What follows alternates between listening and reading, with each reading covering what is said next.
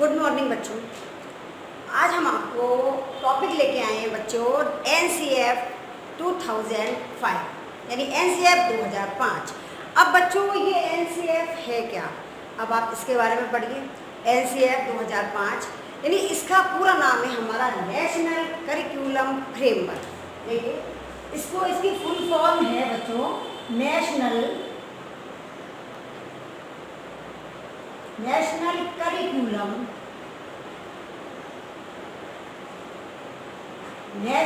Curriculum framework. ये है हमारा, इसका फुल फॉर्म है हमारी नेशनल करिकुलम फ्रेमवर्क 2005। ठीक है ना। अब बच्चों इसको हिंदी में क्या कहते हैं, हिंदी में क्या कहते हैं NCF को, यानी राष्ट्रीय पाठ्यचर्या की रूपरेखा। इसको हिंदी में कहते हैं राष्ट्रीय पाठ्यचर्या की रूपरेखा।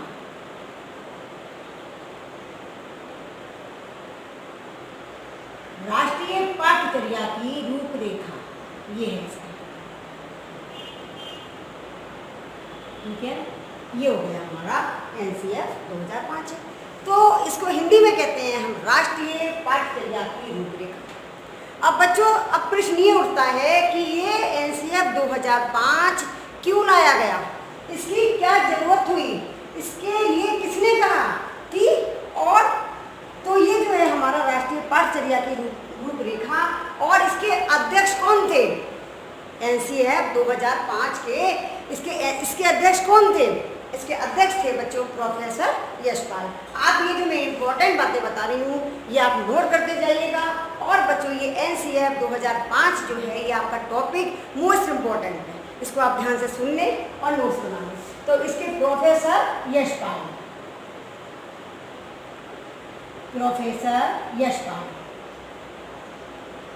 ठीक है, इसके ये अध्यक्ष थे। ठीक है, अध्यक्ष थे इसके प्रोफेसर यशपाल। ये बच्चों इसके अध्यक्ष थे प्रोफेसर यशपाल, और इस समिति के निर्देशक थे प्रोफेसर कृष्णकांत।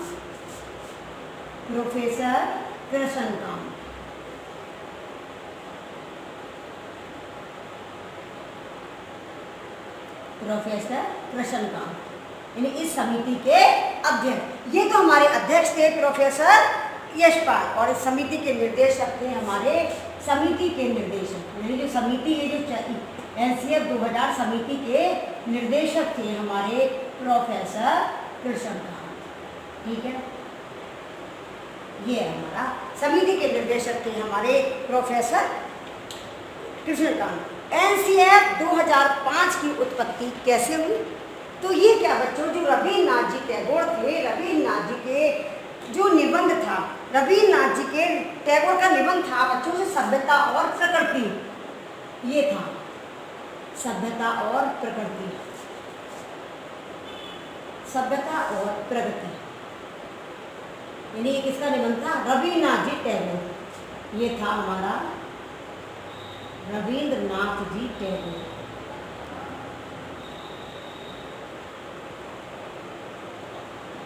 यानी ये जो हमारा निबंध था सभ्यता और प्रकृति, तो ये जो रवीन्द्रनाथ टैगोर जी के निबंध सभ्यता और प्रकृति से इसका उत्पत्ति हुई, इसकी उत्पत्ति हुई।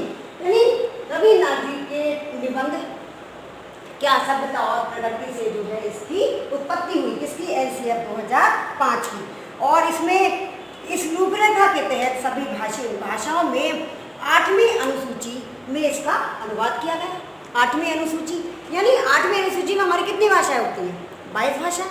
तो इसका जो है अनुवाद किया गया 8वीं अनुसूची में। इसका 8वीं अनुसूची में जो हमारी 22 भाषाएं होती हैं, तो 22 भाषाओं में इसका अनुवाद किया गया। अब बच्चों प्रश्न ये होता है कि ये NCF, अब आओ बच्चों हम जानते हैं कि ये NCF है क्या, ये NCF क्या है और इसको किसने बनाया, इसको बनाने की आवश्यकता क्यों हुई, इसको बनाने की आवश्यकता क्यों हुई, और इसके उद्देश्य क्या क्या थे, यानी इसको क्यों बनाया गया, इसके उद्देश्य क्या क्या थे।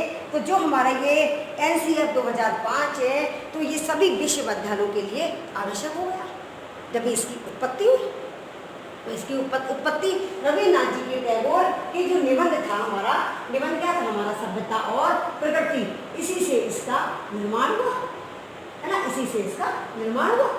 तो इसीलिए इसको 2005 को लाया गया।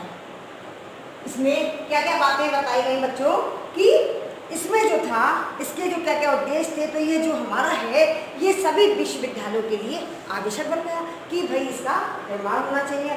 तो एनसीएफ 2005 है जो, तो इसका बच्चों एक मोटिव था, इसका एक मोटिव था यानी इसका एक उद्देश्य था कि बिना बोझ के शिक्षा, बच्चों के ऊपर ज़्यादा बोझ ना डाला जाए, बच्चों के ऊपर ज़्यादा बोझ ना डाला जाए, यानी बिना बोझ के शिक्षा प्रक्रिया कि बच्चों को, जो आजकल बच्चों आप देखते हो जो हमारे इंग्लिश मीडियम के बच्चे होते हैं, छोटे छोटे बच्चे जो हमारे होते हैं स्कूलों में इंग्लिश मीडियम के बच्चे होते हैं, तो उनका कोर्स इतना होता है कि उनका बैग जो होता है वो इतना होता है कि शुरू से सारा सिलेबस आ जाता है उसमें, इंग्लिश, हिंदी, जीके, मैथ वगैरह सभी विषय का इतना सिलेबस होता है कि बच्चा, पहले तो बच्चा नर्सरी क्लास में केवल स्कूल में जाना ही सीखता है और उसके साथ उसका वजन इतना होता है कि बच्चे से भी ज़्यादा उसके बैग का वजन होता है। ये तो आप खुद ही देखते हो कि बच्चे से भी ज़्यादा उसका बैग का वजन होता है।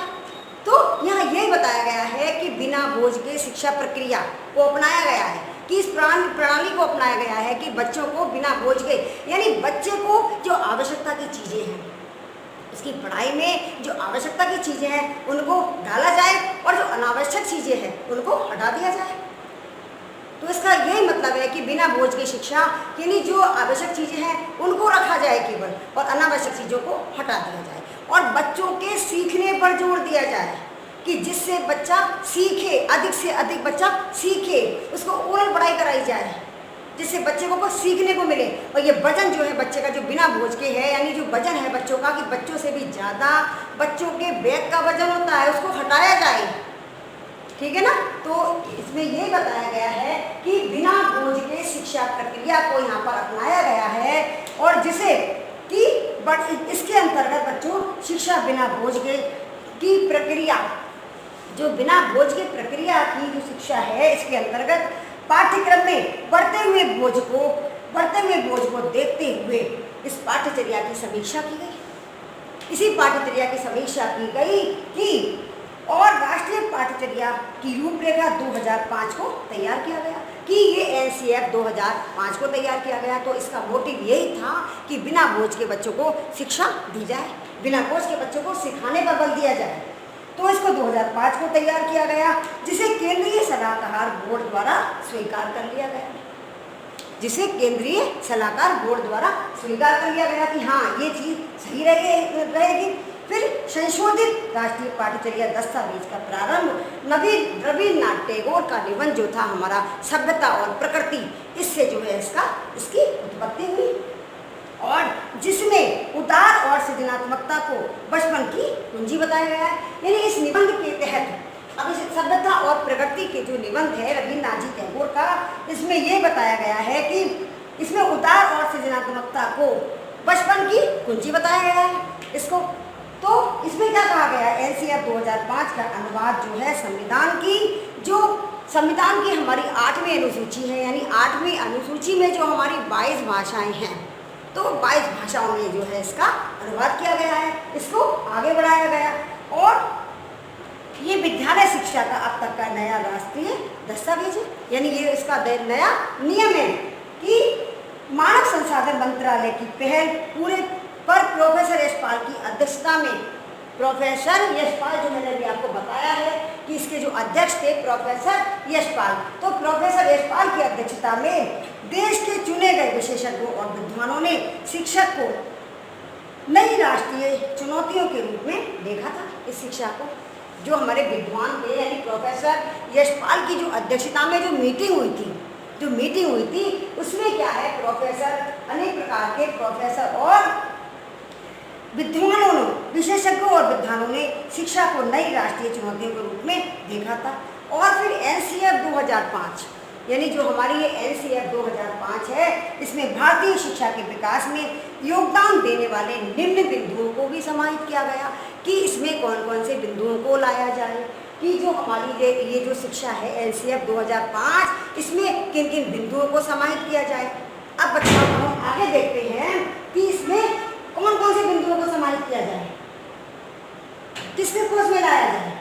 अब ये हमारा जो नेशनल करिकुलम है हमारा, इसमें किन किन बिंदुओं को समाहित किया जाए। तो अब हम आगे ये देखते हैं कि इसमें हमारे कौन कौन से बिंदु हैं। अब जैसे पहला हमारा बिंदु आता है बच्चों, इसमें बोझ के बिना। नंबर 1,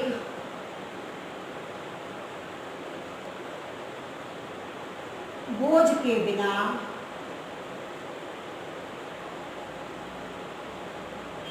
यानी बोझ के बिना सीखने की प्रक्रिया।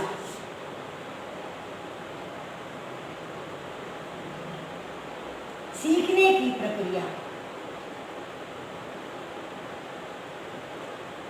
यानी बोझ के बिना सीखने की प्रक्रिया का समावेश।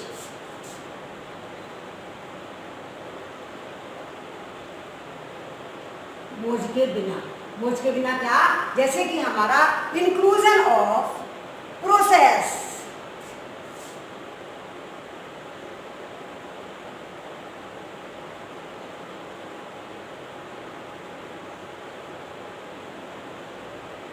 बोझ के बिना सीखने की प्रक्रिया का समावेश। तो inclusion of process of learning,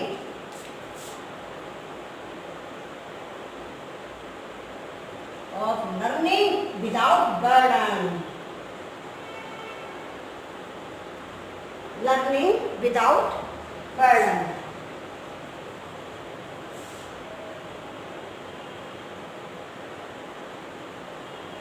without burden यानी बिना बोझ के, ठीक है। तो ये हो गया बोझ के बिना सीखने की प्रक्रिया का समावेश। यानी एनसीएफ 2005 में इस प्रक्रिया को लाया गया कि बोझ के बिना सीखने की प्रक्रिया को इसलिए समावेश किया गया कि राष्ट्रीय पाठ्यक्रम की संरचना में प्रमुख रूप से इस प्रक्रिया पर ही विचार किया गया, जिससे छात्र जो है अध्ययन कार्य को बोझ न समझे और हंसी हंसी खेल खेल में अपनी पढ़ाई कर ले।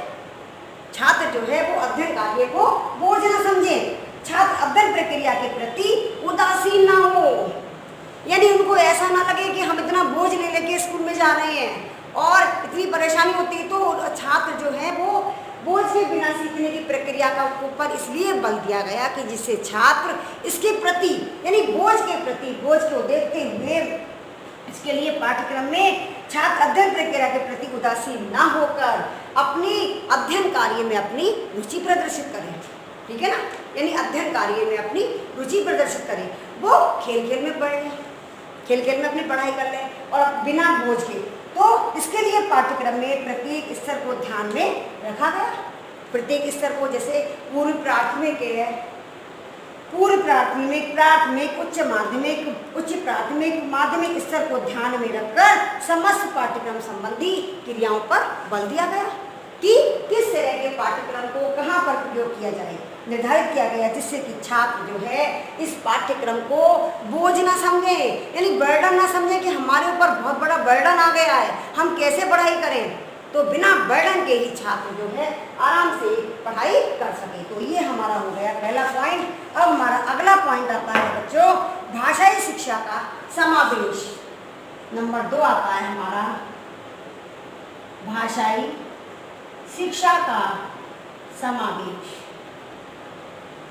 भाषाई शिक्षा का समावेश यानी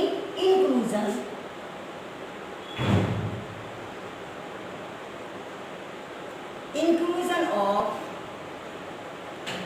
language education।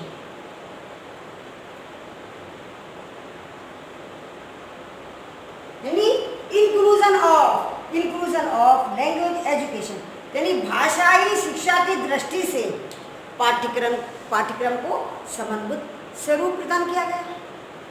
इसे भाषाई शिक्षा का समावेश इसलिए किया गया, इस पाठ्यक्रम को देखते हुए समन्वित स्वरूप प्रस्तुत किया गया।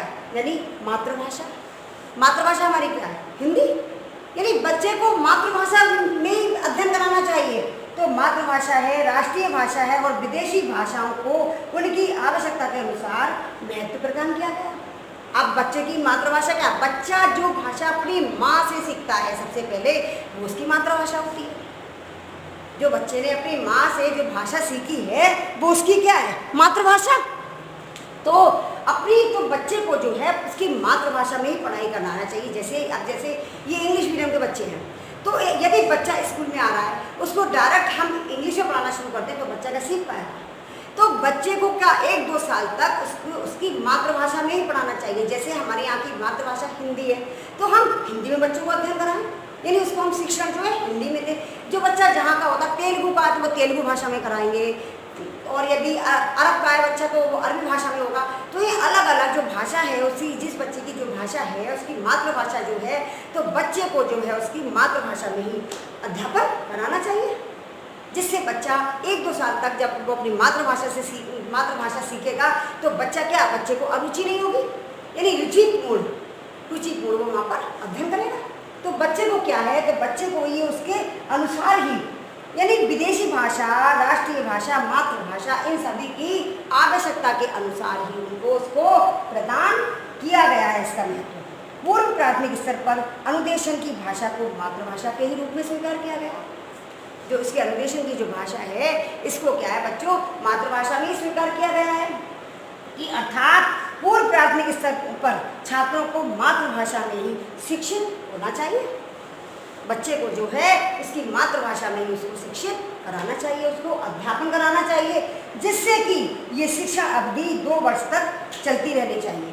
यानी 2 वर्ष में बच्चा जब परफेक्ट हो जाता है अपनी मातृभाषा में, जब वो सीखने लगता है उसके बाद ही फिर उसको अन्य भाषाओं का ज्ञान कराना चाहिए। यानी 2 वर्ष की अवधि तक तो उसको बच्चे को उसकी मातृभाषा में ही अध्यापन कराना चाहिए, जिससे जब बच्चा अपनी मातृभाषा को अच्छी तरह से सीख सकता है, जो बच्चा अपने घर से जो सीख के आ रहा है वो उसको उसी भाषा में यदि पढ़ाई उसको कराई जा रही है तो वो अच्छी तरह से सीख लेगा।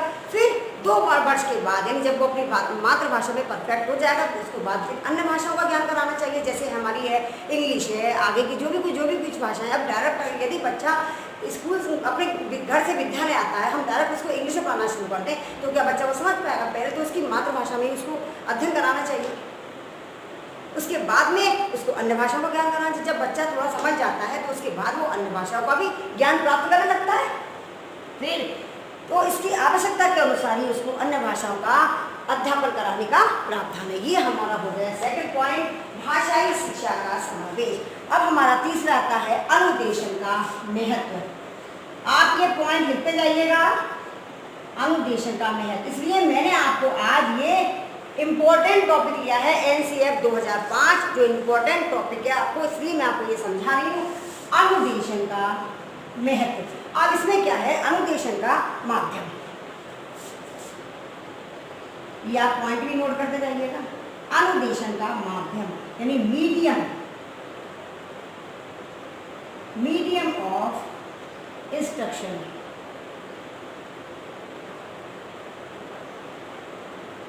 मीडियम ऑफ इंस्ट्रक्शन बच्चों।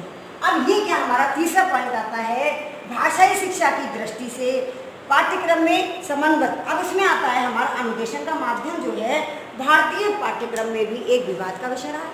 अनुदेशन यानी इसका निर्देश देना, तो एक ये भी एक विवाद का विषय रहा है। इसके लिए राष्ट्रीय पाठ्यक्रम संरचना 2005 में मातृभाषा को अनुदेशन जो है वो इसी के माध्यम के रूप में स्वीकार किया गया। जो हमारा NCF 2005 है इसमें जो है मातृभाषा को अनुदेशन माध्यम के रूप में स्वीकार किया गया है।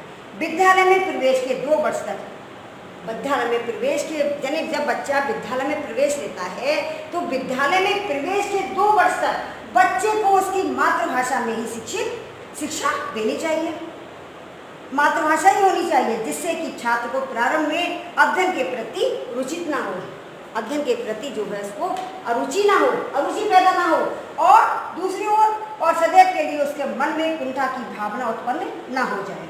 इसके बाद भाषा के अन्य रूपों पर चर्चा की जा सकती है। यानी इसमें यही बताया गया है, अनुदेशन के माध्यम में यही बताया गया है कि सबसे पहले यानी बच्चे को जब बच्चा विद्यालय में प्रवेश लेता है तो प्रवेश लेने के बाद उसको 2 साल तक उसकी मातृभाषा में उसको शिक्षा प्रदान करनी चाहिए। उसके बाद में भाषाओं को देखते देखते फिर बाद में उसकी अन्य भाषाओं की भी चर्चा की जा सकती है। ठीक है ना। अब हमारा अगला पॉइंट आता है बच्चों, सामान्य विद्यालयों की व्यवस्था। नंबर 4, सामान्य विद्यालयों की व्यवस्था, सामान्य विद्यालयों की व्यवस्था, सामान्य विद्यालय यानी arrangement of general school,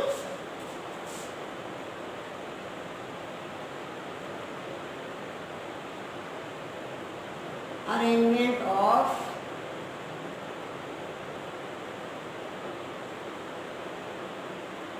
general school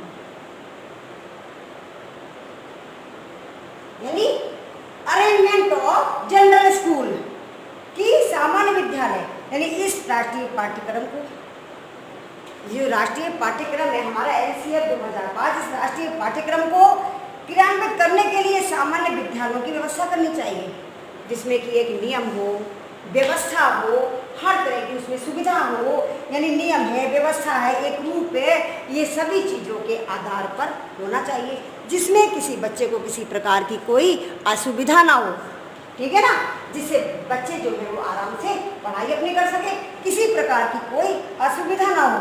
विद्यालय का समान स्वरूपी राष्ट्रीय पाठ्यक्रमों का उचित माध्यम है, इसीलिए इनमें एनसीएफ 2005 में इसमें क्या है, बच्चों की सबको देखते हुए इस कार्यक्रम में विद्यालयों की समानता पर भी विशेष बल दिया गया है कि सामान्य विद्यालयों पर की व्यवस्था करनी चाहिए, जिसमें हर तरह का बच्चा इसमें शिक्षा प्राप्त कर सके, किसी को भी कोई भी किसी प्रकार का दिक्कत नहीं होनी चाहिए इसमें, यानी एक नियम है, व्यवस्था है, इन सभी चीज़ों पर आधारित होना चाहिए, जो एक नियम, एक रूप और एक व्यवस्था पर आधारित हो। इसीलिए राष्ट्रीय पाठ्यक्रमों के अनुसार विद्यालय की व्यवस्था भी समान रूप से होनी चाहिए, जिसे किसी भी विद्यार्थी को किसी प्रकार की असुविधा का सामना ना करना पड़े, ठीक है ना। अब अगला आता है हमारा सामाजिक भावनाओं का समावेश, नंबर 5, सामाजिक भावनाओं का समावेश,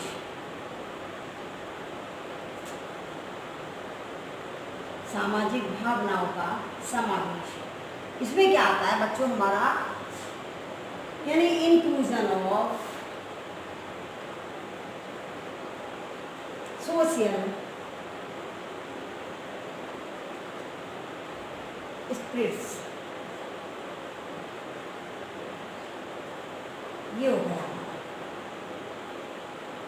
सामाजिक भावनाओं का समावेश, यानी इंक्लूजन ऑफ सोशल स्पिरिट्स, यानी राष्ट्रीय पाठ्यक्रम संरचना, यानी राष्ट्रीय पाठ्यक्रम संरचना 2005 में सामाजिक आकांक्षाओं का समावेश करके सामाजिक विकास को भी प्रोत्साहित किया गया है कि इसमें सभी के साथ एक सा व्यवहार करना है, सामाजिक भावनाओं का, समाज के प्रति क्या क्या भावनाएं हैं उसकी। अब क्योंकि प्रत्येक समाज जो है शिक्षा एवं शिक्षालयों द्वारा ही अपनी आकांक्षाओं की पूर्ति का मार्ग प्रशस्त करता है, इसलिए सामाजिक भावनाओं को भी ध्यान में रखते हुए राष्ट्रीय पाठ्यक्रम संरचना में भारतीय संस्कृति एवं सभ्यता के विकास एवं संरक्षण को पूर्णता के साथ सामाजिक अध्ययन में, यानी इसको जो है इसका संरक्षण को पूर्णता के साथ रखकर सामाजिक अध्ययन में स्थान प्रदान किया गया है। इसीलिए सामाजिक भावनाओं को ध्यान में रखते हुए सामाजिक भावनाओं को स्थान प्रदान करके अनुकरणीय आदर्श प्रस्तुत किया गया है। तो ये जो हमारा एनसीएफ 2005 है, तो बच्चों मैंने आज आपको इसके 5 पॉइंट करा दिए, ये आप 5 पॉइंट लिख लें, 5 पॉइंट लिख लें आप इसके बारे में मैंने आपको अंदर समझाई दिया है। कल मैं आपको अगले पॉइंटों के बारे में पढ़ाऊंगी, ठीक है ना। आज बच्चों आज इतना ही काफ़ी है, धन्यवाद।